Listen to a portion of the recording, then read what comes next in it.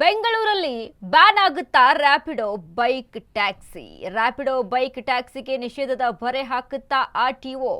ಅಗ್ಗದ ಸೇವೆಯಿಂದ ವಂಚಿತರಾಗ್ತಾರ ಬೆಂಗಳೂರು ಮಂದಿ.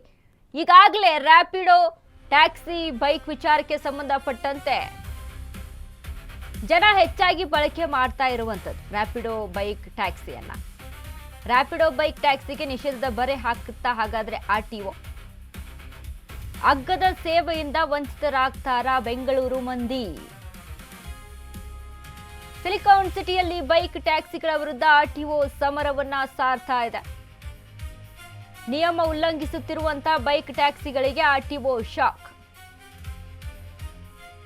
ಇಂದಿನಿಂದ ಬೈಕ್ ಟ್ಯಾಕ್ಸಿ ವಿರುದ್ಧ ವಿಶೇಷ ಕಾರ್ಯಾಚರಣೆ.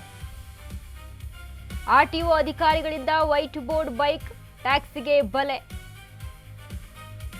ಬೆಂಗಳೂರಿನ 11 ಆರ್ಟಿಒ ಕಚೇರಿಗಳ ಅಧಿಕಾರಿಗಳಿಂದ ಆಪರೇಷನ್. ಇಲಾಖೆ ಎನ್ಫೋರ್ಸ್ಮೆಂಟ್ಗೆ ಬೈಕ್ ಟ್ಯಾಕ್ಸಿಗಳೇ ಟಾರ್ಗೆಟ್. ಇಲ್ಲಿ ಅಕ್ರಮ ಬೈಕ್ ಟ್ಯಾಕ್ಸಿಗಳ ವಿರುದ್ಧ 1 ವಾರ ವಿಶೇಷ ಡ್ರೈವ್.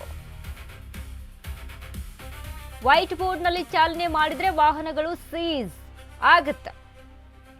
ಅಧಿಕಾರಿಗಳಿಂದ ಚಾಲಕನ ಡಿಎಲ್, ದ್ವಿಚಕ್ರ ವಾಹನದ ಆರ್ಸಿ ಕೂಡ ಸೀಸ್ ಆಗುತ್ತೆ. ಖಾಸಗಿ ಬೈಕ್ಗಳನ್ನು ಟ್ಯಾಕ್ಸಿಯಾಗಿ ಬಳಸುವುದರ ಮೇಲೆ ಕಠಿಣ ಕ್ರಮವನ್ನ ತೆಗೆದುಕೊಳ್ಳುವುದಕ್ಕೆ ಮುಂದಾಗಿದೆ ಆರ್ಟಿಒ. ನೋಡಿ, ಒಂಚೂರು ಏನೋ ಯಾವುದೋ ಒಂದು ಬೇರೆ ಕೆಲಸ ಮಾಡ್ತಾ ಇರ್ತಾರೆ, ಅಥವಾ ಅದರ ಮಧ್ಯೆ ಪಾರ್ಟ್ ಟೈಮ್ ಆಗಿಯೋ, ಅಥವಾ ಈಗ ಯಾರೆಲ್ಲ ಓನ್ ವೆಹಿಕಲ್ ಇಟ್ಕೊಂಡಿರ್ತಾರೆ, ಈಗ ಬೈಕ್ ಆಗಿರ್ಬೋದು, ಟ್ಯಾಕ್ಸಿ ಗಾಡಿ ಆಗಿರ್ಬೋದು, ಅಲ್ಲಿ ಮಧ್ಯದಲ್ಲಿ ಒಂಚೂರು ಏನೋ ಆನ್ಲೈನ್ ಈ ರೀತಿಯಾಗಿ ರ್ಯಾಪಿಡೋ ಆಗಿರ್ಬೋದು, ಈ ರೀತಿ ಆನ್ಲೈನ್ ಡೆಲಿವರಿ ಆಗಿರ್ಬೋದು, ಅಥವಾ ಈ ರ್ಯಾಪಿಡೋ ಅಲ್ಲಿ ಏನೇನು ಸೌಲಭ್ಯಗಳು ಒದಗಿ ಬರ್ತಾವಲ್ಲ, ಅಥವಾ ಪಿಕಪ್ ಆ್ಯಂಡ್ ಡ್ರಾಪ್ ಸೇವೆ ಆಗಿರ್ಬೋದು, ಒಂಚೂರು ಕಾಸು ಮಾಡ್ಕೋಬೋದಪ್ಪ, ದುಡ್ಡು ಮಾಡ್ಕೋಬೋದು ಅನ್ನುವಂಥ ನಿಟ್ಟಿನಲ್ಲಿ ಓನ್ ವೆಹಿಕಲ್ ಇದ್ದಂಥವ್ರು, ಓನ್ ಗಾಡಿ ಇದ್ದಂಥವ್ರು, ವೈಟ್ ಬೋರ್ಡ್ ಇದ್ದಂಥವ್ರು ಕೂಡ ರ್ಯಾಪಿಡೋ, ಓಲಾ ರ್ಯಾಪಿಡೋ ಆಗಿರ್ಬೋದು, ಊಬರ್ ಆಗಿರ್ಬೋದು, ಈಗ ಮಾಡ್ಕೊಂಡು ಹೋಗ್ತಾ ಇದ್ದಾರೆ. ಅದರಲ್ಲಿ ರ್ಯಾಪಿಡೋ ವಿಚಾರದಕ್ಕೆ ಯಾರು ಈ ರೀತಿಯಾಗಿ ರ್ಯಾಪಿಡೋ ಅಲ್ಲಿ ಹೋಗ್ತಾ ಇರ್ತಾರಲ್ಲ, ಅವರಿಗೆ ಬ್ರೇಕ್ ಬೀಳುವಂಥದ್ದು ಇಲ್ಲಿ ಕಾಣಿಸ್ತಾ ಇದೆ. ಹೇಳ್ತಾ ಇದ್ದಾರೆ ಬೈಕ್ ಟ್ಯಾಕ್ಸಿ ಆಪರೇಟ್ ಮಾಡ್ತಾ ಇದೆ ನಮ್ಮಲ್ಲಿ ಅಂತ ಹೇಳ್ತಾ ಇದ್ದಾರೆ ಅವರು. ಹಾಗಾಗಿ ನಾವು ಅದ್ರ ಮೇಲೂ ಕ್ರಮ ತೆಗೆದುಕೊಳ್ತೀವಿ ಅಂತ ಹೇಳಿದೀವಿ. ಈಗ ನಾಳೆಯಿಂದನೇ ನಾವು ನಮ್ಮ ಬೆಂಗಳೂರಿನ 11 ಆರ್ಟಿಒ ಕಚೇರಿ ವತಿಯಿಂದ ಕಂಟಿನ್ಯೂಸ್ ಆಗಿ 1 ವಾರದ ಲೆಕ್ಕದಲ್ಲಿ ನಾವು ಆಫೀಸ್ ಕಚೇರಿ ಕೆಲಸಗಳನ್ನ ಒಳಗೊಂಡಂತೆ ನಾವಿದು ಎನ್ಫೋರ್ಸ್ಮೆಂಟ್ನ ನಾವು ಮಾಡಿಕೊಡ್ತೀವಿ ಅಂತ ಹೇಳಿದ್ದೇವೆ.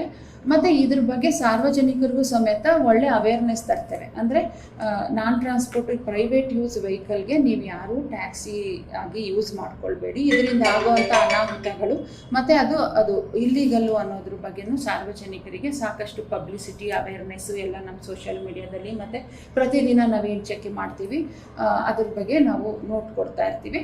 ಮತ್ತು ಎಸ್ಪೆಷಲಿ ಈ ಥರ ಚೆಕ್ ಮಾಡಿದವಾಗ ಗಾಡಿನ ನಾವು ಸೀಸ್ ಮಾಡ್ಕೊಳ್ತೇವೆ ಮೊದಲನೇದಾಗಿ. ಎರಡನೇದಾಗಿ ಡ್ರೈವರ್ದು ಡಿ ಎಲ್ ಮೇಲೆ ಕ್ರಮ ತೆಗೆದುಕೊಳ್ತೇವೆ.